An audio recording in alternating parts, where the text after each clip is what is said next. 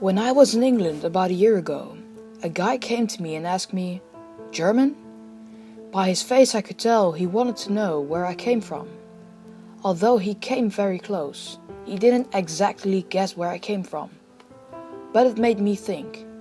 We humans have so much in common. We all communicate the same way. We all eat, drink and sleep, and we help each other. But the first one is the most impressive to me. Thousands of years ago, we created a way of communicating with each other. By being isolated from other lands, each land built up their own language, and so their own way of communicating with each other. And so it went on and on and on, until this day. So because of being isolated from other countries, different languages have been formed through the years. Isn't that interesting? When the internet came, communicating with each other became way easier. Connecting with other people around the world became normal. These days you're able to chat with people in China without having any trouble connecting with them. But seeing how much different our cultures are and yet being able to communicate with them is indescribable. Not only do languages come from our mouth, they're also being written down on paper, which can sometimes be even more interesting. If you compare the modern European alphabet with the completely different Chinese alphabet, you'll notice so much difference between the two, both in the spelling and in the pronunciation. If you look at the Chinese alphabet, you'll notice that the symbols look like little drawings. But if you look at the basic English alphabet, the symbols are shaped in a simple form. By comparing the two, it's clear that languages can be so different from another. Languages can be very creative. So not only are languages a way of communicating with each other, but also a little piece of creativity from us humans. With languages, we humans are able to communicate with each other, each in a different way. To us humans, it's just a way of speaking with each other and understanding each other. But languages are also used for entertainment. Movies, comics, the internet, all based on language. The definition of the word language is actually more complex. Language is a system based on one simple thought, understanding each other. What would one do if he broke his leg, but he wasn't able to call other people for help? He would probably scream and get help. But the doctors wouldn't be able to communicate to see what the problem would be.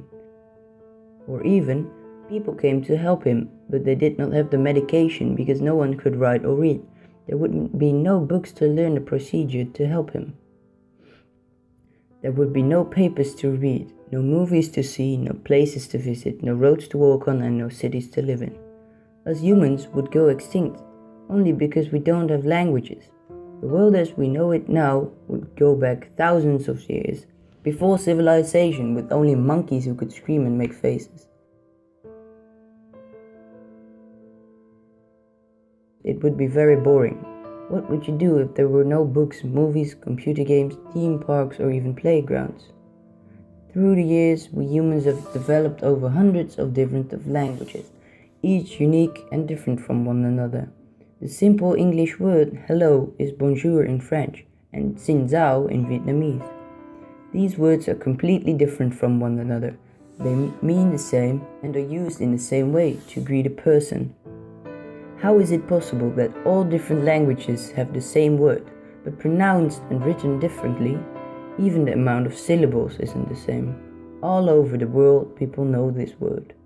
How? Before a few years ago, I had never really thought about the concept of how language changes the world. But as I learned to speak more and more languages, I started to wonder about this phenomenon man calls language. I've met a lot of people from other countries on my vacation, and I always love to hear all about how they live in their home country, what they like about it, what they don't. When I grow up, I would love to make a trip around the world and get to know as many languages as I can, for knowing them all would be nearly impossible. When I was a kid, I didn't like traveling at all. I just wanted to be home with my friends and play. But as I grew up, I learned to appreciate new sights and new places. What always fascinated me most was the way people talked. It was completely strange to me to hear someone not talking in my language. Of course, I had no clue of what they were saying, but anytime I got the chance, I tried to listen to a conversation that people would be having and try to pick up as much out of it as possible. I was able to put two and two together and so slightly understanding what people would be saying. This way I started learning to speak English very early on. As of now, English is still my favorite language and I love to speak it. As we mentioned, there would be no civilization on Earth without language, because mankind would not have been able to come up with such amazing technology, art, culture, and all of man's works for that matter. From meeting someone from another country to worldwide communication, language is one of the most amazing inventions ever done by man. I'm sure that all of us had that one friend on vacation that didn't speak your language, so you just used sign language to understand each other, and maybe even teach each other some new words. I personally love doing that kind of stuff, but I know not everybody does. Despite that, I really encourage everybody to get to know some foreign people, because it gives a huge boost to your language skill, and on top of that, you get to know new things about the world.